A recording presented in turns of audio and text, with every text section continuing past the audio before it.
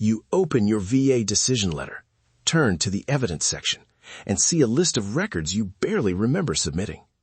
Then you notice one document you expected to find is nowhere in the file. Your first thought may be, they lost it. Or maybe, this proves my claim was handled incorrectly. Hold that thought. A missing, duplicated, or unfamiliar document is a reason to investigate carefully. It is not, by itself, proof of an error or a promise of a particular result. The most useful way to read a claims file is not as a scavenger hunt for the one sentence that wins your case. It is a timeline exercise. What was submitted? What was received? What was documented? What was examined? And how does the decision say those pieces were considered? Once you have that timeline, you can replace guesswork with better questions. That is the real purpose of a C-file review. Welcome to the Veteran Benefits Reset Podcast, where we help veterans and their families better understand the VA disability benefits process, one step at a time. I'm your host, Cameron Burrell, a U.S. Army veteran and founder of VetBiz Media. Today, we're taking a practical look inside the VA claims file, often called the C-file, and turning a confusing stack of records into a simple map. This episode is general education. It is not legal advice, medical advice, individualized claims advice, or a prediction about your outcome. Every veteran's file is different. Records access procedures, available formats, and review options can change, so verify current information through official VA resources. When appropriate, consider working with a VA-accredited Veterans Service Organization, claims agent, or attorney. So what might be inside this file? Think of it as the documentary record connected to a VA matter. The exact contents and order can vary, but you may find applications and claim forms, VA letters and requests for information, military personnel and treatment records, VA or private medical evidence, examination reports, statements from the veteran or other people, decisions, and documents connected to reviews or appeals. If that sounds like a lot, it is, but you do not need to understand every page before you begin. Start by noticing what each document is, who created it, when it was created, and what period of time it describes. An application can show what issue was raised and when. A VA notice can show what information was requested or what action was taken. A service record can provide military context.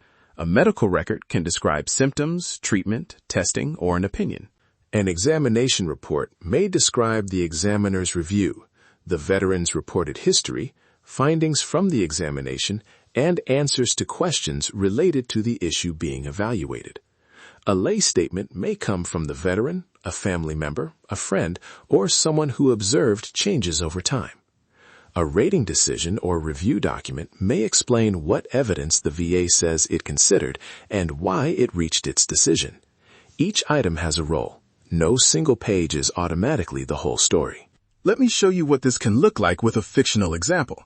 Imagine a veteran named Jordan. Jordan is not a real client or a prediction about anyone's case. Jordan has 3 documents on the desk. The first is dated March 4, 2018, and is a service treatment record that mentions back pain. The second is dated July 12, 2019, and is a C&P examination report discussing history and range of motion findings.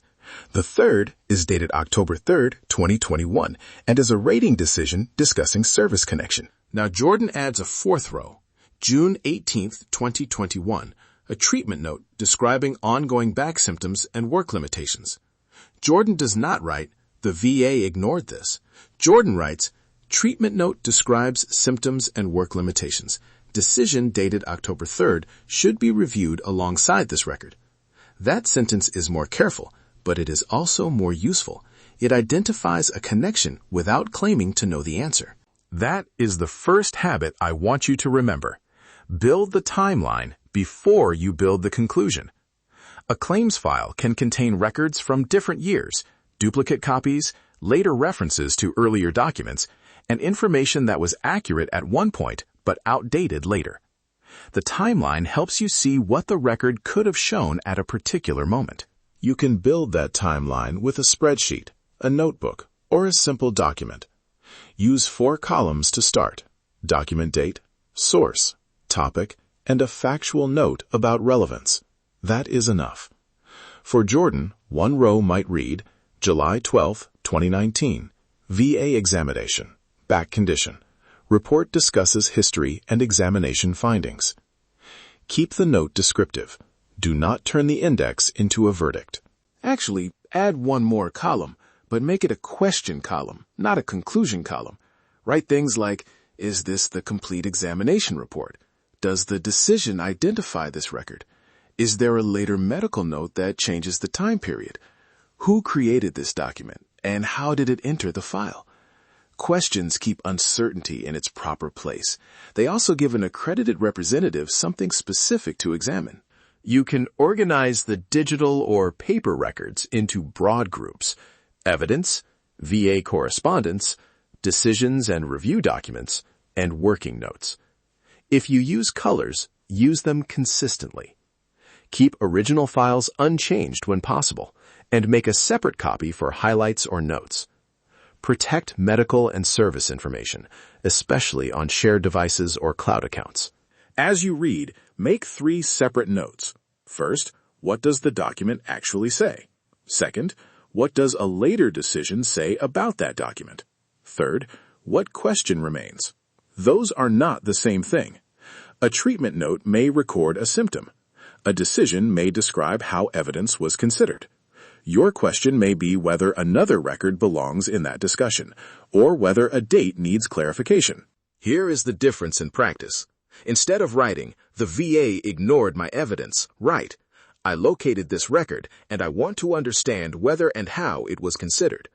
Instead of writing, this phrase guarantees an increase, write, this phrase appears in the report. What significance, if any, should I ask an accredited professional to explain? Facts first, questions second, conclusions only after careful verification. Now, return to that missing document. You do not see the record you expected. Before you write, VA ignored my evidence, write 3 smaller facts. What document you expected, where you looked, and what source could confirm whether it exists. It might be stored under a different description. It might be outside the records you reviewed. The access process may depend on the type of record. Careful checking comes before a conclusion. Duplicates create a similar trap. One copy may not tell you much by itself, but the date, source, and surrounding documents can still matter. File order can be confusing. An abbreviation can look important while meaning something completely different from what you assumed. If a term matters to your understanding, write it down and verify it through an official resource or with an accredited representative. A confident misunderstanding is still a misunderstanding. Time matters too.